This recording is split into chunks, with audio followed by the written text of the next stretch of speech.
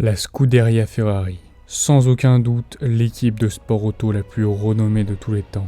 Un héritage à couper le souffle à travers toutes les époques qu'elle a traversées. Certains des plus grands pilotes, toutes catégories confondues, ont été fiers de porter les couleurs et de représenter cette marque, symbole de réussite, gloire, victoire et prestige. Sauf que voilà, l'héritage et les souvenirs sur lesquels se base la marque au cheval cabré ne sont pas la réalité du présent. Le moment présent est unique, rien ne peut le changer, même pas un passé aussi reluisant. La gloire d'antan ne garantit en rien la réussite future. Au contraire, personne ne peut gagner éternellement. C'est pourquoi ces dernières années, spécifiquement en F1, ont été particulièrement compliquées avec une disette qui dure depuis près de 15 ans. L'équipe a connu des hauts et des bas, plus ou moins forts mais jamais de titre. 2007, dernier titre pilote en date. 2008, dernier titre constructeur en date. Rendez-vous compte, pour la plus grande équipe du sport auto, aucun titre n'a été remporté depuis 15 ans. Et si seule était cette catastrophe, la réputation en aurait sûrement pris un coup, mais rien de plus normal car comme je l'ai dit précédemment, la défaite suit la victoire comme la mort suit la vie. C'est un cycle totalement normal. Ce qui en revanche est inacceptable, c'est le manque de sérieux, de précision et de souci du détail dans cette équipe. Un management terriblement incompétent règne au sein de la direction et cela a conduit depuis cette quinzaine d'années la marque si réputée à passer de nos jours pour une équipe ridiculement clownesque. Cette période de faillite, qui paraît si longue, n'est en fait qu'une crise qui se perpétue. Mais une crise est faite pour être surmontée. Tout comme un âge d'or, une crise ne dure pas éternellement. C'est pourquoi Ferrari relèvera enfin la tête un jour. Et si ce jour était pour cette année ?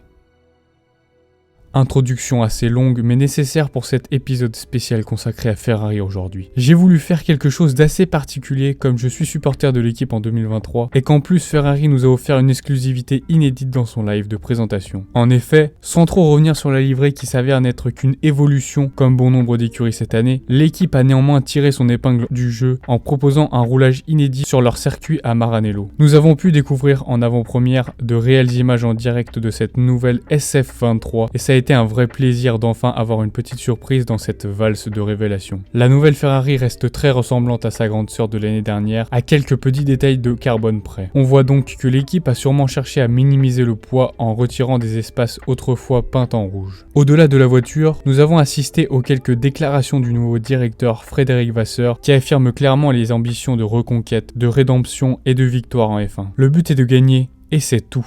En espérant donc que ces soucis de management soient dorénavant réglés et que cette arrivée qui fait du bien au sein de l'équipe et qui apporte ce vent de fraîcheur dont avait besoin l'équipe pour surmonter cette crise persistante. N'oublions pas les pilotes, sans qui cette monoplace ne pourrait pas rouler. Pour la troisième année consécutive, nous retrouvons le duo Leclerc-Sainz, plutôt en confiance et bien déterminé à retrouver les sommets avec cette voiture rouge. Sans oublier non plus les deux pilotes essayeurs Robert Schwarzman et bien évidemment l'italien Antonio Giovinazzi. Je regrette d'ailleurs que ce dernier n'ait pas suffisamment performé dans la catégorie reine pour avoir sa chance chez Ferrari puisque l'osmose avec les fans était juste incroyable alors qu'il n'est que pilote essayeur. Je pense qu'un pilote réellement italien est la dernière chose que les tifosi attendent le plus. Pour cette année, on attend tout simplement une copie parfaite de la part de la direction, mais aussi des pilotes. Les erreurs évitables des précédentes années sont à effacer et à ne plus refaire. L'erreur est obligatoire pour apprendre, mais ne pas apprendre de ces erreurs s'appelle la bêtise.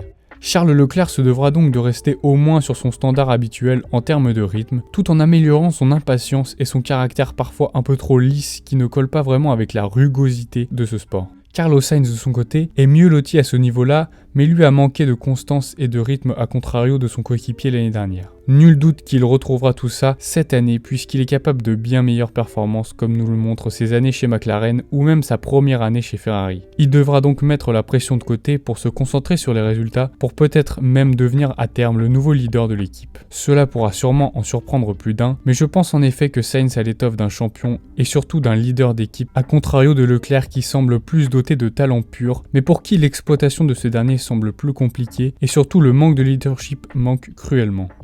Voilà, nous arrivons à la fin de ma vidéo pro Ferrari en mode bien tifosi et j'espère donc que tous les fans seront contents. Au-delà de ça, je prie pour que mes paroles soient approuvées sur la piste et que Ferrari ne tombe pas plus dans le risible cette année. Merci d'avoir visionné cette vidéo, je vous invite seulement à la liker, à la partager et à vous abonner à la chaîne si mon contenu vous a plu.